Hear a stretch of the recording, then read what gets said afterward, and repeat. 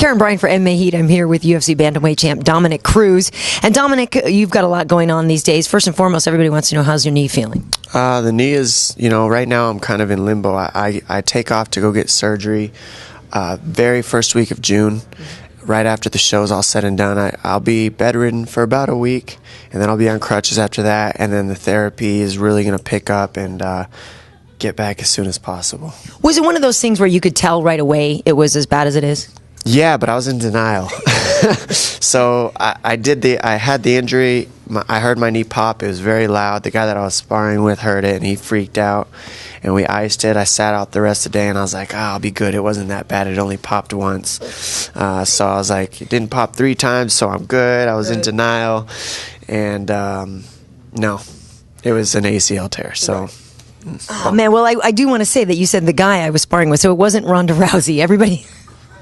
What, does that crack you up, or what do you think about that? No, it's just Faber being an idiot again. I mean, it's just Faber saying dumb, ignorant things like he does. So it wasn't her, no. I brought her on one day to help out my team on the show, show them some judo. And I was training, just normal training camp with my guys and getting ready to fight Faber, and it happens.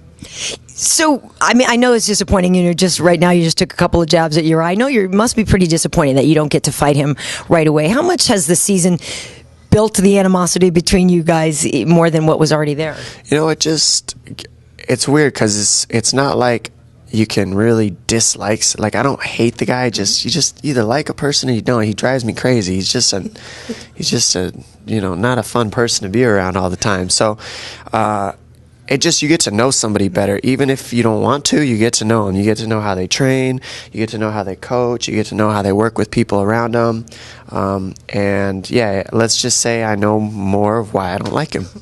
Do you think he was not a good coach for the guys? Oh, I'm not saying that. I wasn't being coached by him. I wasn't there when he coached. I haven't really seen anything but what I've seen on television, and we all know that can be misconstrued at times. So who knows? But I know, the way when you're around somebody that much, you just figure out more about them. That's all I can say. Well, yeah, and some people just can get under your skin, and you, like you said, you can't really necessarily articulate why, but they just kind of do. Well, yeah, I know why. He says stupid things all the time. He's just always saying something dumb. So, and it's usually pointed towards me. There's been a lot of disrespect and stuff over the years too. It's not just, this is ongoing. This has been, me and Faber have had a lot of, time to be around each other in the sport, and we're also very competitive. So the competitive edge that we carry, mixed with the fact that we're both trying to have that top spot, and there's been things in the past that have caught up, and it's carried over till now. It's just built up. We were ready to fight. It was time, and now we have unfinished business, and I'm ready to fight him right when I get back ASAP. How do you think he'll do against Renan Barão? I think Barão, he's going to have a tough fight on his hands. I think Barão's a tough style matchup for him. He carries the range. He knows how to use his range. He carries a lot of power in his strikes. He's got great takedown defense, and he's a black belt on the ground. There's certain keys for Faber that give him the edge in the fight, as long as he goes about the fight in the right way, in my opinion. But then there's edges for Barão too. So it's going to be interesting. Faber's got to figure out a way to get on the inside. If he stays on the outside, Barão's going to pick him apart.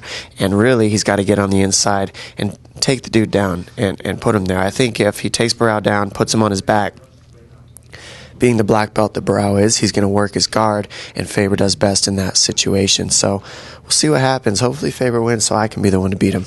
I knew that was coming.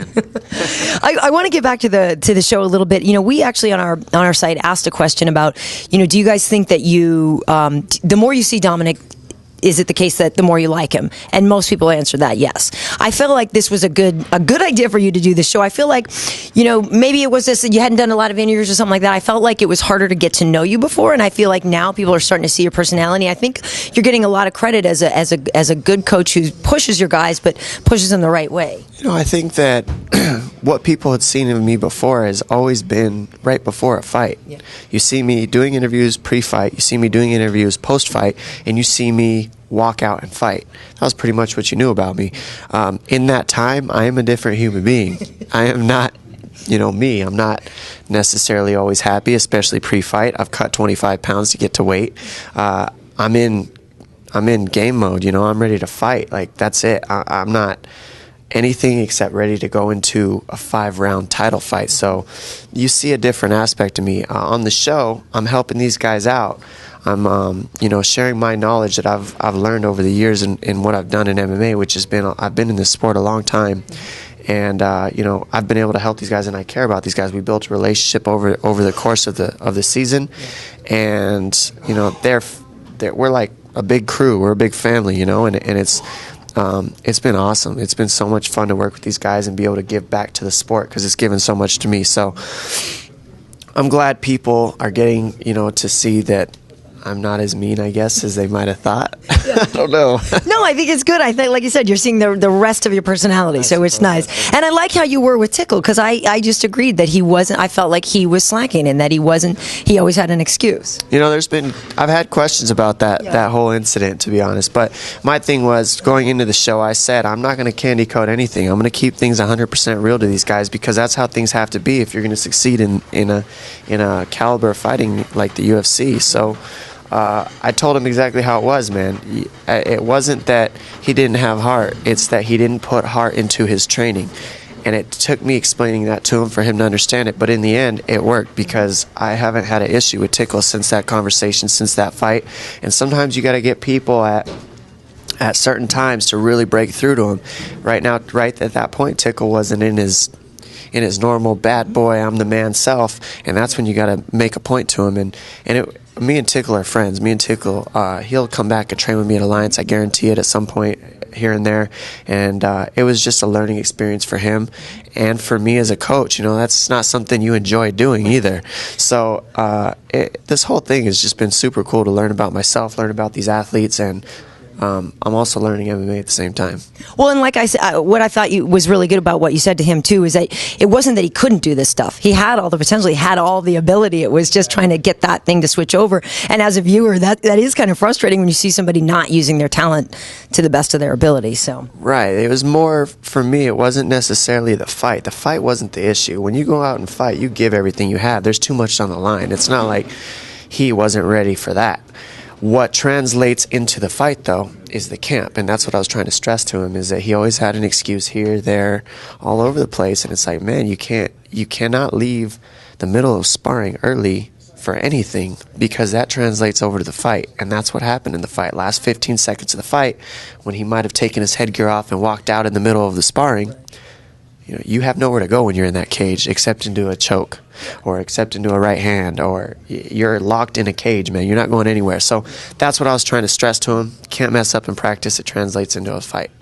Very nice. And lastly, I want to know, it is Thursday while we're speaking, and the fights are tomorrow night, last set of semis. So how do you think your guys are going to do, and who do you have ideas on that will be fighting next Friday in the finale? I'm going to say my guys are fighting each other.